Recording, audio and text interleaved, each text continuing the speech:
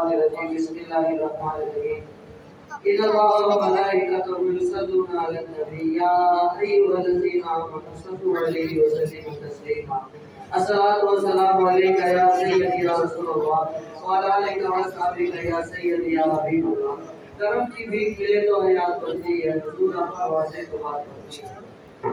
5 से 7 मिनट की हाजिरी के लिए हाजिर हो। नाम तो खलीफा पंजाब हज़रत अल्लामा अब्दुल साहब नक्शबंदी करते जिला उलानी आपके नाम फरमाएंगे। हज़रत अल्लामा इकबाल रहमतुल्लाह अलैह का शेर है कि मग़ज़े कुरान रूहे ईमान जाने दी हस्तु पे रहमत लिल आप फरमाते हैं कि कुरान शरीफ का मग़ज़ क्या है, यानी कि कुरान शरीफ का निचोड़ क्या है। रूह ईमान, ईमान की जो रूह है वो क्या है। जाने दीन, दीन की जान क्या है। वो फरमाते हैं हस्तु पे रहमत लिल वो मेरे नबी पाक के को। फिर वो फरमाते हैं कुव्वत इश्क से हर पस्त को बाला करते। इसका मतलब है कि जब तक बंदे को हुजूर की मोहब्बत नसीब नहीं होती उस वक्त तक बंदा मस्त है, जलील व ख्वार है। जो ही बंदे को हुजूर की मोहब्बत नसीब हो जाती है तो बंदा बाला करता है। सुभान अल्लाह। हज़रत बिलाल रज़ी अल्लाह ताला अन्हु किसी के गुलाम थे, वो आप पे बड़े जुल्म करता था, तपती रेत पे लेटा देता था, सीने पे पत्थर रख देता था। एक दिन हुजूर ने इरशाद फरमाया सिद्दीक़ अकबर जाओ मेरे बिलाल को खरीद के ले आओ। सिद्दीक़ अकबर तशरीफ ले गए, आपने कीमत पूछी, उसने 3 गुना ज्यादा कीमत बताई। आपने फौरन अता फरमा दी। वो बंदा कहता है कि ऐ सिद्दीक़ अकबर मैं तो आपको बड़ा तजुर्बेकार ताजर मानता था, आपने इनके लिए इतने पैसे दे दिए। तो वो फरमाते हैं खुदा के बंदे तो इन पैसों की बात करता है, मैं तो आज ये सोच के आया था कि अगर आज बिलाल की खातिर मुझे भी तेरा गुलाम करना पड़ता तो मैं करता, लेकिन इन्हें आजाद करवा देता। वो फरमाते हैं तू बिलाल की कीमत को नहीं जानता कि इन्हें खरीदने के लिए किस हस्ती ने भेजा। तो ये है वो देश से हर वक्त को माला करते। जब फतह मक्का हुआ हुजूर ने फरमाया बिलाल आज तू खाना काबा की छत पे चढ़, खाना काबा की छत पे चढ़ जा।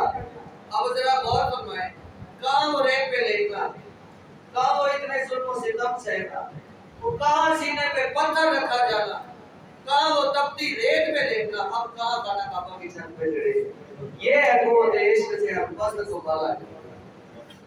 फिर जब बंदे को हुजूर की मोहब्बत नसीब हो जाती है तो उसके कुछ फायदे, क्योंकि लालची बंदे फायदा ढूंढते हैं। किस चीज में फायदा है वो काम करेगा। फायदा क्या है, मोहब्बत नसीब हो गई, अब फायदे क्या है। सबसे पहला फायदा जो होता है वो ये है कि बंदे को मुकम्मल कामिल ईमान नसीब हो जाता है, बंदा ईमान वाला हो जाता है। हुजूर करीम ने खुद हजरत उमर से फरमाया ऐ उमर बता तुझसे कितनी मोहब्बत है।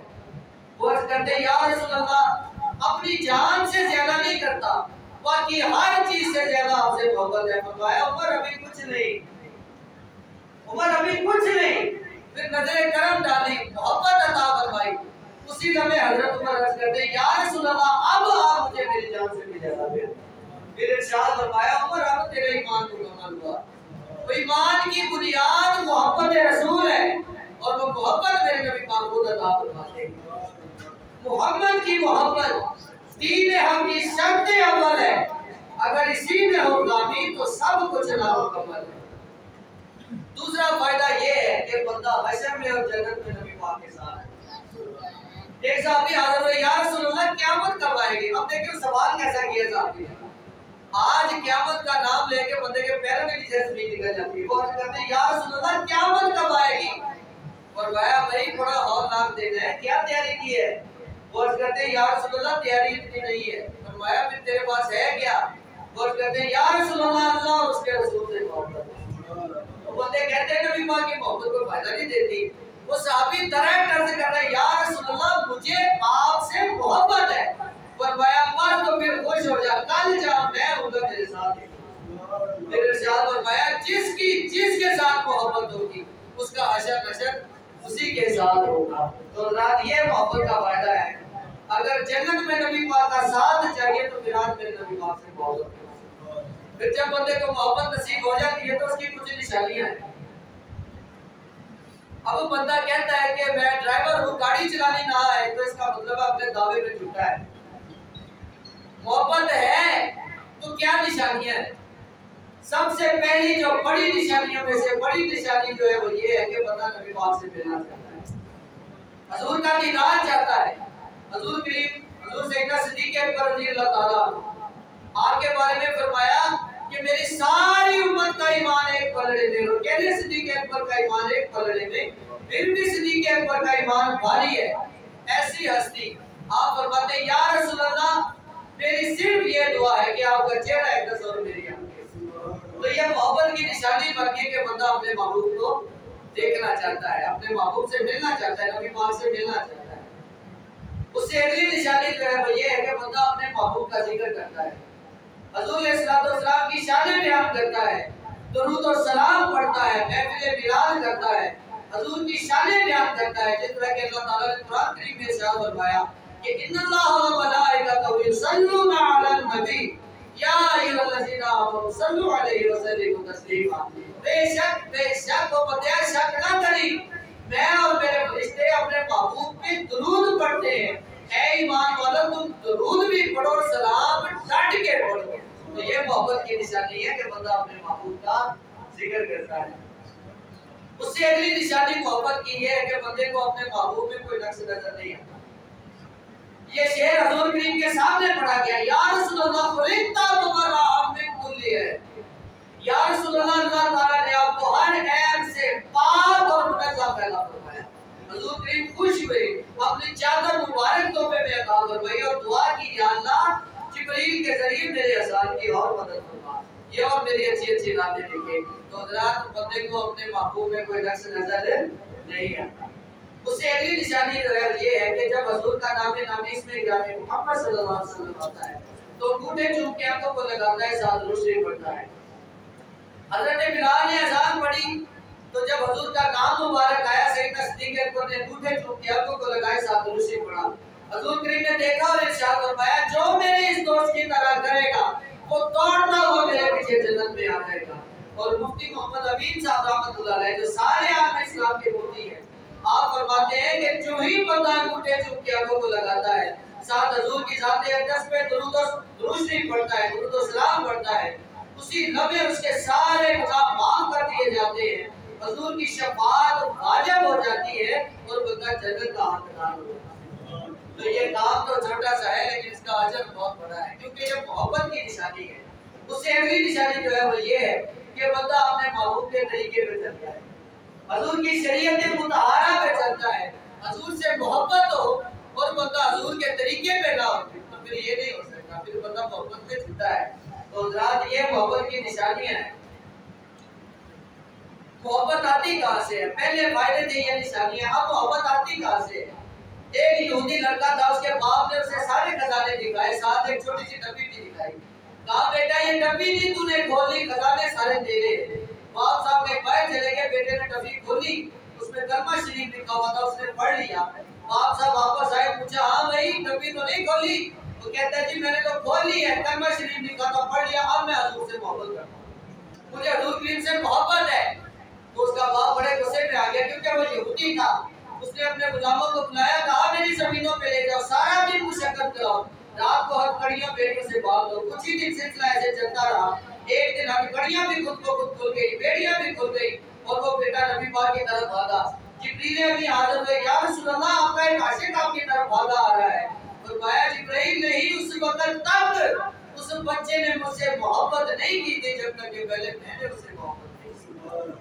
और फिर फरमाया, उस वक्त तक कोई बंदा मुझसे मोहब्बत नहीं कर सकता जब तक कि पहले मैं उससे मोहब्बत ना करूं।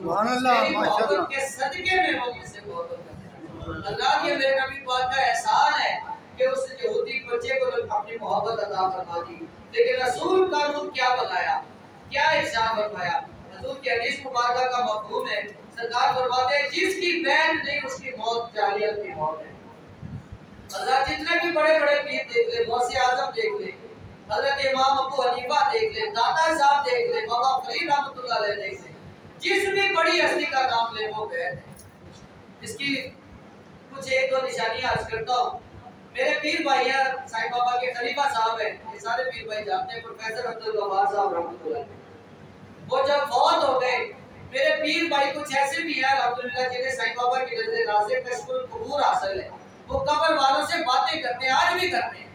वो प्रोफेसर साहब से पूछा, प्रोफेसर साहब कब्र में किस चीज ने बचाया? क्योंकि हजरत उस्मान गनी फरमाते हैं जो कब्र में पास वो सारे बनाए पास।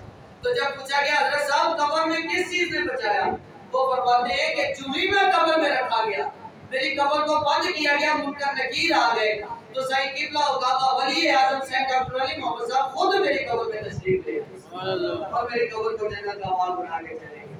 हजरत ये बैत का फायदा है कि पीर तेरे कब्र में भी काम आ रहा है। तो ये हुजूर की हदीस मुबारक की तफसीर है, मफहूम है कि जिसकी बैत नहीं उसकी मौत जालियत की मौत है।